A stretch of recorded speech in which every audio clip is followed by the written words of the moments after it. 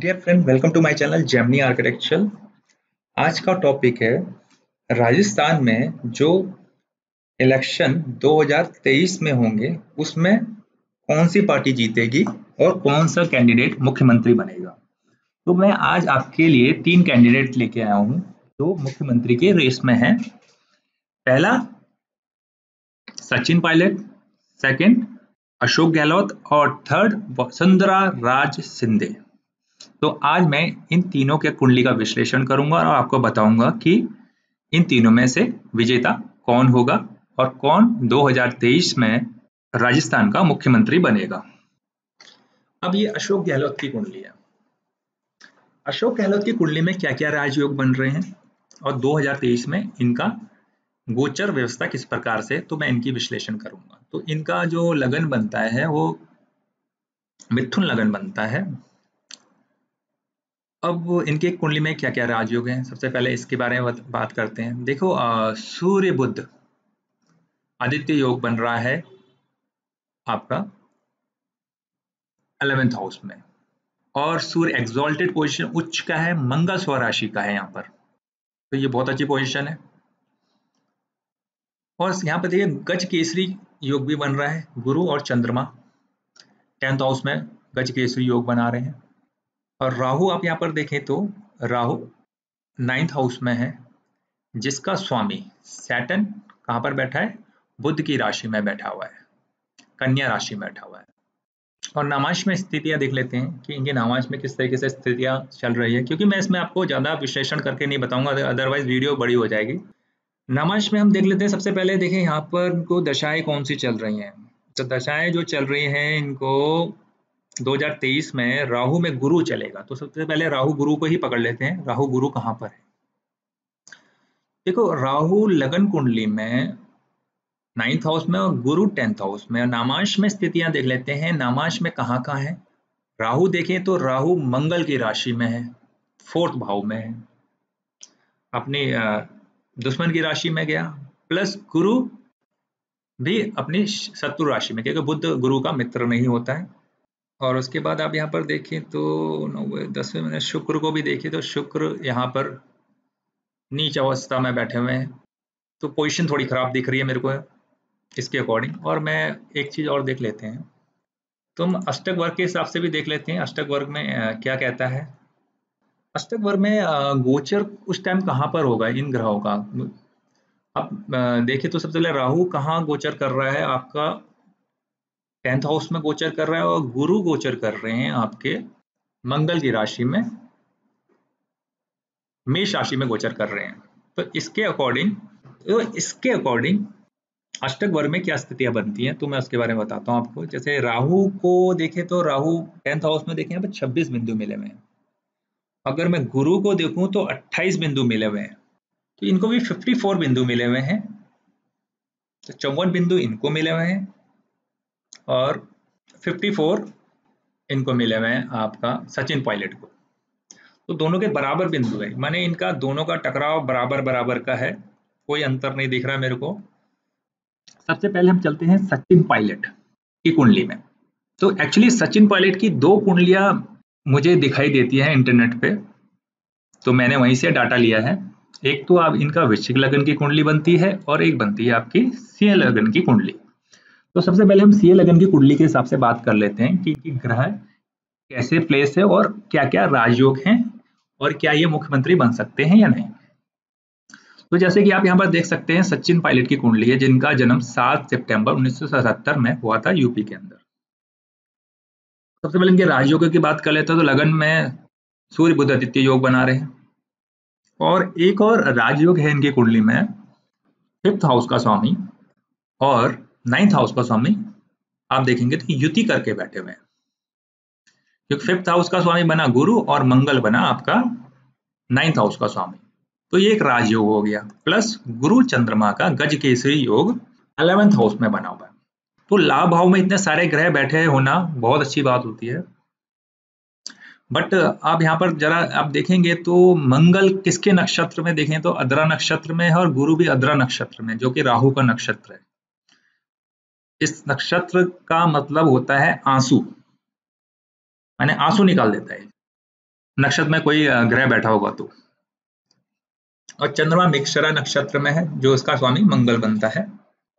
अभी इनको दशा देखें तो इसके हिसाब से 2023 में जो इलेक्शन रिजल्ट निकलेंगे वो निकलेंगे आपके दिसंबर में। तो शनि में चंद्रमा को देख लेते हैं सबसे पहले। शनि में चंद्रमा और बुध, 3 ग्रहों को देख लेते हैं सबसे पहले इनकी कुंडली में।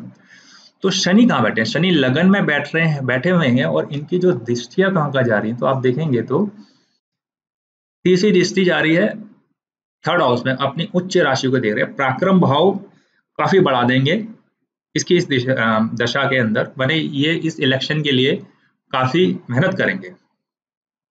सेकेंड है, इनके अपोनेंट को भी देख रही है क्योंकि 7th हाउस इसका अपोनेंट हो गया। अपनी राशि को ही देख रहा है तो ये यहाँ पर भी बली हुआ शनि, बट सूर्य के साथ बैठा हुआ है, ये इशू है। और शनि की अब डिग्री भी देखे तो 0 डिग्री का है। 0 डिग्री माने मृत अवस्था में है। और इसकी 10वीं दृष्टि देखे तो हम कह सकते हैं 10th हाउस में भी इसकी दृष्टि है। और चंद्रमा देखे तो चंद्रमा कहाँ बैठे हुए हैं? चंद्रमा 11th हाउस में बैठे हुए हैं, गज केसरी योग बना रहे हैं 11th हाउस में। और गुरु और चंद्रमा का गज केसरी योग बन रहा है और चंद्रमा और मंगल का महालक्ष्मी योग इनकी कुंडली में दिखाई दे रहा है। तो और बुध को देखें तो बुध यहाँ पर सूर्य के साथ बुध आदित्य योग बना रहा है। तो नामांश में भी इसकी स्थितियां देख लेते हैं कि नामांश में किस तरीके से इनके ग्रह प्लेस हो रखे हैं। तो नामांश में सबसे पहले सैटर्न को देखते हैं तो सैटर्न कहाँ है? सैटर्न नीच अवस्था में है। और दूसरा चंद्रमा को देखे तो चंद्रमा भी नीच अवस्था का हो गया है। और बुध को देखे, बुध एक्सॉल्टेड पोजीशन पे। तो इससे क्या आकलन निकलता है? इससे ये आकलन निकल रहा है, ये पराक्रम तो बहुत करेंगे पर जीतना थोड़ा इनका नामुमकिन है। क्योंकि अगर मैं इनका अष्टक वर्ग भी दिखाऊं तो आपको, तो सैटर्न का जो गोचर रहेगा 2023 में, वो गोचर करेगा आपका 7th हाउस से। ठीक है, 7th हाउस से गोचर करेगा सैटर्न। और सैटर्न को जो बिंदु मिल रहे हैं यहाँ पर, वो मिल रहे हैं आपके 33 बिंदु। अच्छे हैं बट काम अच्छा कर सकते हैं, बट नामांश में स्थितियां खराब है। तो कुल मिला के मुख्यमंत्री बनने में थोड़ी प्रॉब्लम आएगी इनके लिए। बहुत क्लोज रहेंगे पर प्रॉब्लम रहेंगी, कहीं ना कहीं रुकावटें आ सकती मुख्यमंत्री बनने में। तो इनकी कुंडली से यहाँ से मुझे ये दिख रहा है। और सचिन पायलट की अगर मैं दूसरी कुंडली के बारे में बात करूँ तो इनकी ये दूसरी कुंडली है। जैसे अब यहाँ पर देखें तो इनकी वृश्चिक राशि की कुंडली बनती है। अब इसमें राजयोग देखें तो क्या क्या है? 10th हाउस में सूर्य बैठा हुआ है, शनि के साथ बैठा हुआ है। सूर्य यहाँ पर बली हो जाता है, खुद अपनी राशि का बैठा हुआ है, बुध आदित्य योग बना रहा है। और मंगल की स्थिति देखें तो यहाँ पर मंगल जो है वो अष्टम भाव में बैठे हुए हैं। लग्नेश अष्टम में बैठा हुआ है, गुरु के साथ और चंद्रमा के साथ बटा गज केसरी आपका अष्टम भाव में बन रहा है। और इसमें जो राजयोग बन रहा है, देखिए आप यहाँ पर देखेंगे तो 5th हाउस का स्वामी गुरु बनता है और मंगल बनता है लग्नेश। ये एक राजयोग हो जाता है कि त्रिकोण और केंद्र का स्वामी युति करके बैठे। प्लस क्या है इसमें, और एक चीज और देखें तो यहाँ पर अष्टम भाव में एक और बन रहा है, देखिए दोनों त्रिकोण के स्वामी युति करके बैठे हुए, तो ये भी एक राजयोग है। प्लस अगर यहाँ पर अगर नामांश में भी स्थितियां देखें, जैसे कि इनको इसमें इसके हिसाब से वृश्चिक राशि के हिसाब से इनको जो दशा चलेगी वो चलेगी 2023 में शनि में राहु। अब शनि में राहु कहाँ है उस टाइम? सबसे नामांश में स्थितियां देख लेते हैं शनि और राहु की। तो शनि इनका नीच अवस्था में है।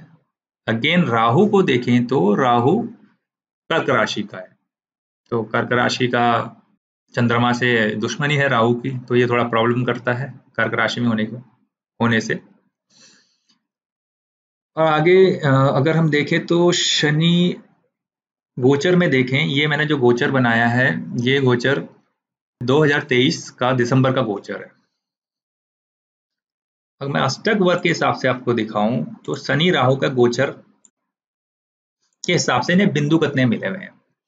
तो शनि का गोचर आप देखें तो इनके 4th हाउस से जा रहा है, जहां 24 बिंदु मिले हैं। ये बहुत कम होते हैं और राहु का गोचर मैं आपको दिखाऊं तो राहु का गोचर आप देखें तो यहाँ पर 5th हाउस में बन रहा है, यहाँ उनको बिंदु मिले हुए 30, तो टोटल हो गए 54। क्योंकि मैं थोड़ा इसमें बिंदु सिस्टम समझाना चाहता हूँ कि किसके पास ज्यादा बिंदु होंगे तो वही मुख्यमंत्री पद का उम्मीदवार बन सकता है, प्लस नामांश और लगन कुंडली के अकॉर्डिंग तीनों को मैच करके हम बता रहे हैं इसके अंदर दशाओं के लेके। तो इनके पॉइंट्स कम बन रहे हैं और इनका थोड़ा मुश्किल लग रहा है मुझे मुख्यमंत्री बनना। अब देखते हैं वसुंधरा राज जो कि बीजेपी की है कैंडिडेट, तो उनके बारे में भी बात कर लेते हैं। तो 3 कैंडिडेट्स हमारे पास हैं। जैसे कि आप यहाँ देख सकते हैं वसुंधरा राज की कुंडली है। अब वसुंधरा राज की कुंडली में ग्रह की स्थितियां देख लेते हैं, ग्रह किस किस तरीके से प्लेस हैं और क्या क्या इनके राजयोग बन रहे हैं कुंडली में। सबसे पहले देखते हैं, तो सबसे पहले इनका एक राजयोग बन रहा देखेंगे तो ये पहले हम देखते हैं राजयोग क्या बन रहा है। सबसे पहले आप यहाँ पर देखिए मंगल और गुरु राशि परिवर्तन कर रहे हैं, जो कि राजयोग है। कौन कौन से हाउस के स्वामी कर रहे हैं आप यहाँ पर देखेंगे, 12th हाउस और 11th हाउस के स्वामी आपस में राशि परिवर्तन कर रहे हैं। प्लस बुध यहाँ पर नीच के हो जाते हैं और उनका नीच भंग हो जाता है, क्योंकि ये राशि परिवर्तन कर लिया है, इस वजह से इनका बुध का नीच भंग हो गया। और सूर्य देखिए तो 10th हाउस में बैठा हुआ है, सूर्य यहाँ पर बली हो जाता है, 10वें भाव में बैठता है तो बली हो जाता है। और चंद्रमा देखें तो नीच के हैं, और शनि जो कि 6th हाउस में अच्छे माने जाते हैं और उच्च के हैं यहाँ पर सैटर्न। बट लग्नेश की जो स्थिति है वो 12वें भाव में चले गया, तो ये थोड़ा सा क्रिटिकल हो गया है, तो लगन की हानि करता है। और चंद्रमा नीच का हो रखा है। बट इसमें एक चीज ध्यान रखने की बात है, वो अपनी उच्च राशि को देख रहा है तो इसको बली कर देता है। गुरु के साथ शुक्र बैठा हुआ है, तो शुक्र की स्थिति अच्छी है थोड़ी। अगर इसमें गुरु पापी ग्रह की दृष्टि होती तो ज्यादा प्रॉब्लम होती, जैसे सैटर्न की भी दृष्टि यहाँ पर है, बट सैटर्न मित्र है तो थोड़ा सा प्रभाव कम डालेगा। और अगर नामांश में स्थितियां देख लेते हैं, नामांश में जैसे पहले देखने से पहले हम इनका दशाएं देख लेते हैं, कौन कौन सी दशा इनको चल रही है, दशा और अंतरदशा। तो यहाँ पर आप सबसे पहले देखेंगे तो राहु में इनको उस टाइम चलेगा शनि। तो शनि पर में देखिए आप तीनों कुंडली में शनि कहीं ना कहीं आ रहा है। अब राहु में शनि देखे तो राहु लगन कुंडली में आपका 9th हाउस में, और यहाँ पर आप देखें तो राहु उच्च का हो रखा है 100वें राशि में। और यहाँ पर आप एक देखें तो राहु का जो डिस्पोजिटर है वो उच्च का है, तो राहु बली है और यहाँ पर भी उच्च का हो गया, तो राहु की स्थिति बहुत स्ट्रांग है। सेकंड हम शनि को देखें तो शनि इनकी लगन कुंडली में देखें तो उच्च के हैं, पर नामांश में देखें तो यहाँ पर भी उच्च के हो गए, तो शनि बहुत अच्छी पोजीशन पे है, राशि वर्गोत्तम है। उसके बाद हम इनका अगर आगे देखें उस टाइम इनके ग्रह कहाँ होंगे, तो शनि की जो शनि देखें तो वहां पर आपका 10th हाउस में बैठे हुए हैं। और जो राहु महाराज हैं तो राहु आप देखें तो वो लाभ भाव में बैठे हुए हैं, 3-11 का संबंध बना रहे हैं, जो कि अच्छा संबंध है। और शनि का संबंध देखें तो 1 2 3 4 5, 1 2 3 4 5 6 7 8 9, तो 5-9 का कॉम्बिनेशन बना रहा है, शनि का कॉम्बिनेशन भी अच्छा है। अब थोड़ा सा इनका अष्टक वर्ग देख लेते हैं, अष्टक वर्ग में कितने बिंदु मिले हैं इनको। अष्टक वर्ग में देखें तो आप यहाँ पर शनि ने दिए हैं 33 बिंदु। अगर यहाँ पर देखें गोचर में 2023 के, तो यहाँ पर शनि ने इनको 33 बिंदु दिए हैं, और राहु जहां पर स्थित हैं राहु ने 29 बिंदु दिए हैं, तो इनके जो बिंदु बने वो बने 62 बिंदु, तो 62 बिंदु बन रहे हैं, जो कि अशोक गहलोत और सचिन पायलट की कुंडली से ज्यादा बन रहे हैं। इससे जो मेरा आकलन निकलता है, तो अब की बार जो राजस्थान का इलेक्शन होगा 2023 में वो बीजेपी जीतेगी और वसुंधरा राज सीएम बन सकती है राजस्थान की 2023 में, अगर कैंडिडेट चेंज नहीं होता तो। अगर यही कैंडिडेट रहता है जो मैंने आपको बताए हैं, तो वसुंधरा राज 2023 में राजस्थान की नई सीएम होगी और बीजेपी ये इलेक्शन जीतेगी राजस्थान में। आशा करता हूँ आपको मेरी ये वीडियो अच्छी लगे।